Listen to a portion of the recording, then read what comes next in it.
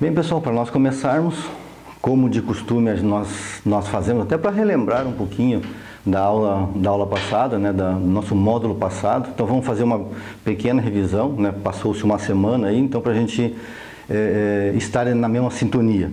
Então no módulo 2 nós falamos bastante sobre cálculos, né, e daí justamente para que a gente se posicione de forma clara, para que todo mundo tenha o mesmo entendimento, né. Então só para a gente rever, conceito de rampa, né? Então, uma rampa de 10%, redefinindo, né? Você vai rodar 100 metros na linha horizontal e no final vai subir 10 metros. Então, você vai fazer um plano subindo sempre 10 metros para atingir esses 100 aqui. Aqui atrás vocês podem ver perfeitamente, né, rampas, né, que vão de 12%, 18% e 20%. Então, normalmente é onde os veículos são testados também. Esse aqui é uma pista de teste de uma grande implementadora aqui no Brasil, em que os caminhões são testados, né, os semi-reboques também, né, e aqui você pode ver a condição extremamente dura, pesada, né, em que os caminhões eles são submetidos, né. Então, aqui nós estamos falando de exigência bastante grande de dois fatores que nós vimos no início, ou seja, no primeiro módulo, né? Torque e potência, né? Então nós pontuamos bastante fortemente o que era um torque, o que era potência, e aqui nós temos uma visão clara, né, de que um veículo com mais torque, com mais potência, ele vai ter uma velocidade média maior. Por que disso? Porque ele consegue vencer rampas, consegue vencer aclives, não precisa ser de 10%, 11%, 20%, como é esse caso aqui, né? Mas rampas de 3%, que é bem típico, é bem normal nas estradas brasileiras, nós vamos ver um pouco mais para frente a infraestrutura brasileira, e isso ajuda bastante. Então, veículos com potências adequadas, com eixos traseiros adequados, com relação de eixo traseiro adequado, caixa também bem dimensionada, você vai subir uma rampa dessa aqui com muito mais facilidade. Se você errar num desses aspectos, nós vamos ver depois no último módulo quais serão as consequências de um eventual erro desse, né? Ou seja, o que vai acarretar você fazer um dimensionamento técnico que não atenda a esse pré-requisito aqui.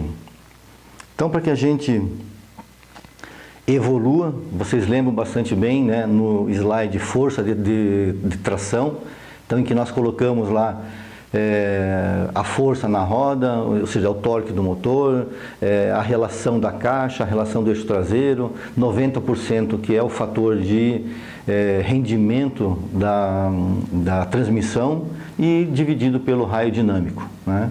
Nós vamos ver já na sequência alguma coisinha, para que serve isso, né? Puxa, mas é uma fórmula, por que eu tenho que calcular isso aqui? Na verdade, talvez você não tenha que calcular, né? O que você tem que ter em mente são esses parâmetros para você pensar em cima disso e tirar as conclusões. Puxa, se eu escolher um pneu errado, então pode ter consequências? Pode, em durabilidade, em outras coisas. Ah, mas se o motor, por exemplo, for um motor de baixo torque, baixa potência, vai ter um reflexo nisso? Vai, ele está ali na fórmula. Então, para que a gente pense em cima disso, quais serão as consequências que virão em fazendo-se a aquisição de um produto equivocado? No slide força de aderência, então, ou seja, a força de aderência sempre tem que ser maior ou no mínimo igual à força na roda. Se não for assim, o que vai acontecer? O veículo vai patinar. Ele não vai sair da operação. Portanto, não tem transporte. Ou você vai ter situações, por exemplo, como nós vimos recentemente lá na BR-163, em que nós temos que nós não temos estrada, temos um atoleiro lá, né, com filas lá de mais de 60 quilômetros, né, e em que o transporte não sai. A razão é basicamente essa. Na prática a gente sabe o que é, mas aqui na parte de cálculo a gente consegue deduzir o que seja também isso aí. Desempenho, então a capacidade de vencer rampa, então também tem, né, você calculando a força de aderência, a força na roda, etc., né, sabendo o tipo de pneu, Tem como você ver, por exemplo, para você calcular um pátio de manobra, uma rampa para você chegar na no teu pátio de carga ou de descarga, tem como você fazer esse tipo de avaliação e ver se o produto, né, se o caminhão ele vai realmente chegar nesse local com uma forma segura ou não, né? Fazendo um comparativo, vários anos aí dessa evolução que aconteceu, por isso que eu comentei na parte introdutória, né, no nosso primeiro dia, da importância de a gente estar dando sempre continuidade nisso, em função desses ajustes, dessas melhorias, dessas modificações que acontecem no dia a dia ou com o passar do tempo, né? Inovações tecnológicas, inovações de produtividade, técnicas legais e assim por diante. E aqui é um bom exemplo disso, né? Nós estamos vendo aqui um veículo com uma configuração 4x2, né? Da época lá dos anos 80 aproximadamente, em que a composição típica nesse segmento era justamente um veículo 4x2 com uma carreta 3 eixos que transportava na faixa lá de 25 toneladas, né? 25, 27, isso sem falar da sobrecarga, que na época era muito forte, mas nós vamos tratar somente da parte legal, né? E aqui, por exemplo, ele transportava, vamos colocar aqui em percentual, né? Como base 100, né? Então ele transportava essas 25 toneladas, né? E era o transporte que se tinha na época, né? Depois, nos anos de 2000 de 96 para frente, começou a surgir o famoso bitrem, que está aí até hoje, né? Então houve essa revolução, né? Que foi uma grande revolução realmente, em que nós partimos de composições 4x2 para composições 6x2, em vez de uma carreta, com duas carretas, que vocês conhecem bastante bem aí no mercado, né? E cresceu também a quantidade de carga transportada. Nós falávamos em 25, foi para 38, 40, e depois, e muito mais recentemente, né? Os bitrem, o bitrenzão, o rodotrem de 9 eixos, né, em que nós estamos falando ali de uma carga também agora na faixa dos 50 toneladas de carga líquida. Então, se a gente fizer uma evolução aí, né, nos últimos 20, 30 anos, né, nós passamos de veículos com um poder de transporte e estamos, nesses 30 anos, dobrando essa capacidade, o que é algo bastante representativo e que dá uma lucratividade muito grande para o seu negócio. Quanto à produtividade também, né? Naquelas décadas, por exemplo, lá, era muito comum veículos com 330 cavalos aproximadamente transportar, e é o que se tinha aí no passado, transportar cargas nesse caminhão 4x2, né? Ao mesmo tempo, na sequência, aí nós passamos a fazer análise em cima de já potências na faixa dos 400 cavalos, 380, 400, 420 cavalos, né? Então nós estamos transportando mais carga, com mais produtividade, com mais potência de motor, mais torque de motor e assim por diante. E a partir da inclusão dos 9 eixos, nós estamos falando aí de potências na faixa dos 480, 500, 560, até superiores a isso, né? Para que você consiga transportar mais carga, com mais agilidade, o que a gente chama de percurso, né, de transit time, né, que é o percurso que você vai entregar o material do ponto A até o ponto B, ele tem que ser você entregar carga pesada, mas também com rapidez dessa carga. Então você já imaginou se nós continuássemos com veículos com 330 cavalos aproximadamente, com motores 12 litros na época lá, né, vocês devem lembrar disso, os mais da velha guarda, né?